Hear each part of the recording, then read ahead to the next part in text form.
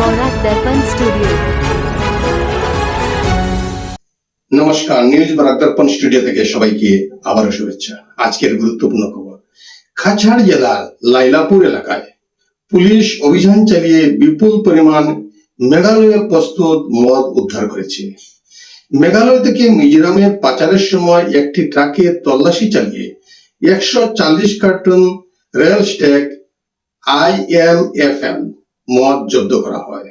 Police জানায় মোট 1680 বোতল মদের গায়ে for sale in Meghalaya only লেখা ছিল।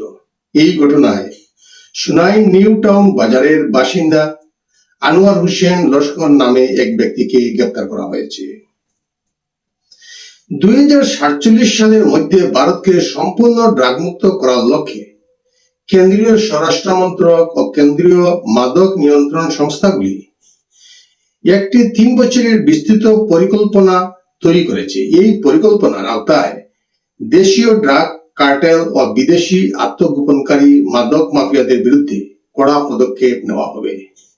এছাড়াও প্রতিটি রাজ্যে শীর্ষ 15 জন মাদক পাচারকারীর তালিকা প্রস্তুত করা হবে এবং রাজ্য গোয়েন্দা শাখার অধীনে বিশেষ ইউনিট গঠন করা হবে। জানা গেছে এই পরিকল্পনায় খসড়া ইতিমধ্যে কেন্দ্রীয় স্বরাষ্ট্রমন্ত্রী অমিত শাহের সামনে পেশ করেছে নার্কোটিক্স কন্ট্রোল ব্যুরো। ধুবড়ীর গৌরীপুরে ভয়াবহ বজ্রপাতে একসঙ্গে 7টি গবাদি পশুর মৃত্যু হয়েছে। বুধবার এলাকা জুড়ে প্রবল ঝড় বৃষ্টি ও তীব্র বজ্রপাতের ঘটনা ঘটে। এই ঘটনাকে কেন্দ্র করে সমগ্র এলাকায় সুখের ছায়া নেমে এসেছে। খবর পেয়ে ঘটনাস্থলে বহু মানুষের ভিড় জমে। স্থানীয়রা জানিয়েছেন, ঝড় বৃষ্টির সময় হঠাৎ প্রবল বজ্রপাত হলে এই দুর্ঘটনা ঘটে। এই ঘটনাটি এলাকাবাসীর মধ্যে আতঙ্কের সৃষ্টি করেছে। নওগাঁয় রাজ্য বিজেপির মুখপাত্র রঞ্জিত কুমার শর্মা ইউসিসি নিয়ে সাংবাদিক সম্মেলন করেন। তিনি ইউসিসি কে খিলঞ্জিয়াদের সুরক্ষার ডাল বলে উল্লেখ করেন। পাশাপাশি তিনি বলেন, এই আইন নারীর অধিকার রক্ষার পাশাপাশি আর্থসামাজিক উন্নয়নে গুরুত্ব ভূমিকা পালন করবে। মঙ্গলবার ইরান কুয়েত ও বাহরাইনকে লক্ষ্য করে একাধিক ক্ষেপণাস্ত্র নিক্ষেপ করে, তবে অধিকাংশ ক্ষেপণাস্ত্র লক্ষ্যভ্রষ্ট হয়ে মাঝ আকাশেই ধ্বংস হয়ে যায়। কুয়েতমুখী 2টি ক্ষেপণাস্ত্র মাঝপথেই ভেঙে পড়ে বলে জানা গেছে। এর জবাবে আমেরিকা ইরানের একটি সামরিক ঘাঁটিতে বিমান হামলা চালায়। মার্কিন সামরিক বাহিনীর দাবি, বাহরাইনমুখী ক্ষেপণাস্ত্রগুলি যুক্তরাষ্ট্র ও বাহরাইনের যৌথ বাহিনী আকাশেই ধ্বংস করে দেয়। ভারতীয় নাগরিকদের জন্য বড় সুখবর। 3 জুন 2026 থেকে জার্মানির আন্তর্জাতিক বিমানবন্দর হয়ে অন্য দেশে ভ্রমণের ক্ষেত্রে আর এয়ারপোর্ট ট্রানজিট ভিসা লাগবে না ভারতীয়দের।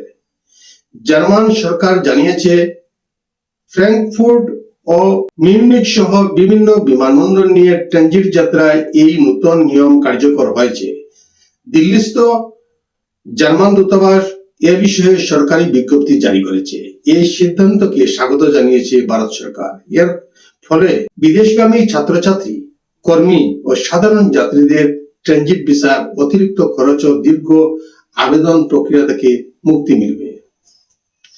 মার্কিন বিদেশ সচিব মার্কো রুবিও দাবি করেছেন, ইরানের সর্বোচ্চ নেতার পুত্র মোস্তফা খামেনি জীবিত রয়েছেন এবং দেশের রাজনৈতিক ও প্রশাসনিক কর্মকাণ্ডে ক্রমশ আরো সক্রিয় ভূমিকা নিচ্ছেন। মার্কিন কংগ্রেসের সিনেট বৈদেশিক সম্পর্ক কমিটির সামনে বক্তব্য রাখতে গিয়ে তিনি এই তথ্য জানান। রুবিও আরো বলেন, ইরান যদি হরমুজ প্রণালী পুরোপুরি খুলে দেয় এবং নৌ নিরাপত্তায় সহযোগিতা করে, তবে যুক্তরাষ্ট্র সেখানে ফাতাহ আইন অপসারণের সহযোগিতা করতে প্রস্তুত। একই সঙ্গে তিনি ইরানকে জাহাজ চলাচলে বাধা ও হামলা বন্ধের আহ্বান জানান। আমেরিকার প্রেসিডেন্ট ডোনাল্ড ট্রাম্প ভারতের উপর নতুন করে 12.5% পর্যন্ত অতিরিক্ত শুল্ক আরোপের প্রস্তাব দিয়েছে।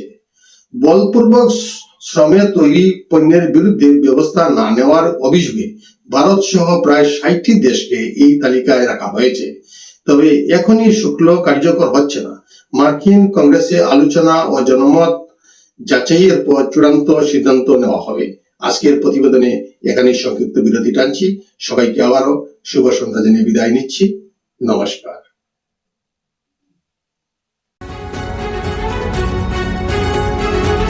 न्यूज बौरा दर्पण स्टूडियो।